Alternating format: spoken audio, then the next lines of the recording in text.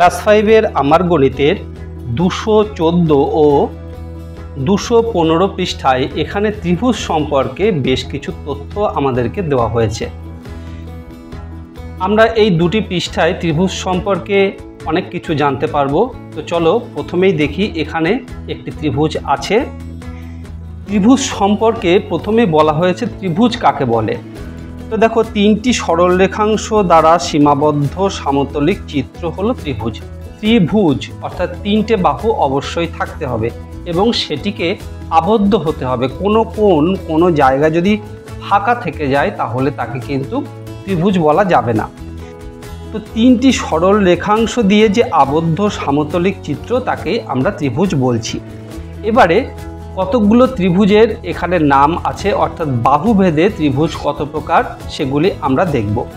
প্রথমেই দেখো যে ত্রিভুজটি আছে, এই ত্রিভুজের বাহুগুলো যদি আমরা মাপি, একটি স্কেল দিয়ে দেখো মেপে দেখি, এখানে দেখো প্রায় 2 সেন্টিমিটার আর এখানে 9 মিলিমিটার মতো আছে। আমরা 3 সেন্টিমিটার ধরে নিয়ে এগোই।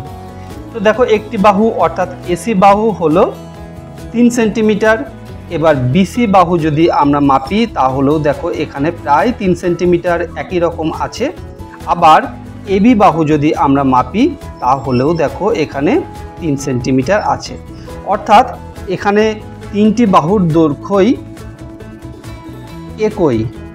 একই রকম দৈর্ঘ্য। প্রত্যেকটি বাহু কত আছে? 3 সেন্টিমিটার করে আছে। তাহলে ত্রিভুজটিকে কি বলা হবে? ত্রিভুজটিকে সমবাহু ত্রিভুজ বলা হবে। এখানে আমরা লিখি সমবাহু, অর্থাৎ যে ত্রিভুজের সব বাহুগুলোই একই রকম, অর্থাৎ তাদের দৈর্ঘ্য এক, সেই ত্রিভুজকে আমরা সমবাহু ত্রিভুজ বলছি।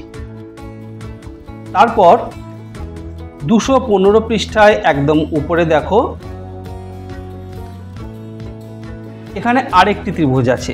এই ত্রিভুজটিকে আমরা কি বলবো? প্রথমেই চলো আমরা মেপে দেখি এই ত্রিভুজের বাহুগুলো কি রকম আছে। তো দেখো, প্রথমে এসি বাহু যদি আমরা মাপি, আমরা দেখতে পাচ্ছি এসি বাহুর দৈর্ঘ্য 2.2 সেন্টিমিটার, আর এবি বাহুর দৈর্ঘ্য একই রকম 2.2 সেন্টিমিটার। কিন্তু বিসি বাহুর দৈর্ঘ্য কত? বিসি বাহুর দৈর্ঘ্য 1.2 সেন্টিমিটার। তাহলে আমরা দেখলাম দুটি বাহুর দৈর্ঘ্য একই রকম আর অন্য একটি বাহুর দৈর্ঘ্য কম।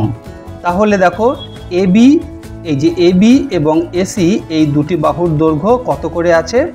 আমরা 2.2 সেন্টিমিটার পেয়েছি, তাহলে 2.2 সেন্টিমিটার। এবার বিসি বাহুর দৈর্ঘ্য কত পেয়েছি? 1.2 সেন্টিমিটার। তাহলে এবি ও এসি বাহুর দৈর্ঘ্য সমান। এই দুটো বাহু এবি এবং এসি এই দুটো বাহু সমান। তাহলে এই ত্রিভুজটাকে কি বলা হবে? দেখো এখানেই বলা হয়েছে সমদ্বিবাহু ত্রিভুজ, অর্থাৎ যে ত্রিভুজের দুটি বাহুর দৈর্ঘ্য সমান সেই ত্রিভুজকে সমদ্বিবাহু ত্রিভুজ বলা হচ্ছে। আমরা এখানে লিখি সমদ্বিবাহু ত্রিভুজ।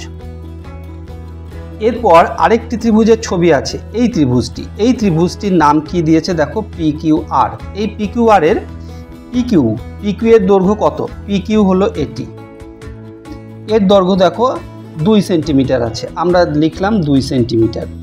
এবার QR এই বাহুটির দৈর্ঘ্য কত? এই বাহুটির দৈর্ঘ্য দেখো 3.2 সেন্টিমিটার। তাহলে 3.2 সেন্টিমিটার। এবার PR বাহুর দৈর্ঘ্য কত? PR হলো এটি, PR বাহুর দৈর্ঘ্য হলো 4 সেন্টিমিটার। তাহলে আমরা এখানে লিখলাম 4 সেন্টিমিটার। তাহলে PQ, QR ও PR বাহুর দৈর্ঘ্য অসমান, কোনোটাই সমান নয়। তাই এই ত্রিভুজটাকে কি বলা হবে? PQR ত্রিভুজটিকে দেখো এখানে বলা হবে বিষমবাহু ত্রিভুজ, অর্থাৎ যে ত্রিভুজের তিনটি বাহুর দৈর্ঘ্যই অসমান সেই ত্রিভুজকে বিষমবাহু ত্রিভুজ বলা হয়। আমরা এখানে লিখি বিষমবাহু ত্রিভুজ। তাহলে আমরা এই ভিডিওতে বাহুভেদে ত্রিভুজ কত রকম সেটি জানতে পারলাম। আমরা দেখলাম যে বাহুভেদে ত্রিভুজ 3 রকম: সমবাহু ত্রিভুজ, সমদ্বিবাহু ত্রিভুজ আর বিষমবাহু ত্রিভুজ। আশা করি ভিডিওটি খুব মনোযোগ দিয়ে লক্ষ্য করেছো, তাহলে তোমরা সমস্ত বিষয়টা খুব ভালোভাবে বুঝতে পেরেছো। ভিডিওটি ভালো লাগলে অবশ্যই একটি লাইক করো আর তোমার বন্ধুদের মধ্যে শেয়ার করে দিও, তাহলে তোমার বন্ধুরাও শিখতে পারবে। আর এই রকম ভিডিও আবারও পেতে চাইলে চ্যানেলটি সাবস্ক্রাইব করে রেখো। খুব ভালো থেকো, দেখা হবে পরের ভিডিওতে। ধন্যবাদ।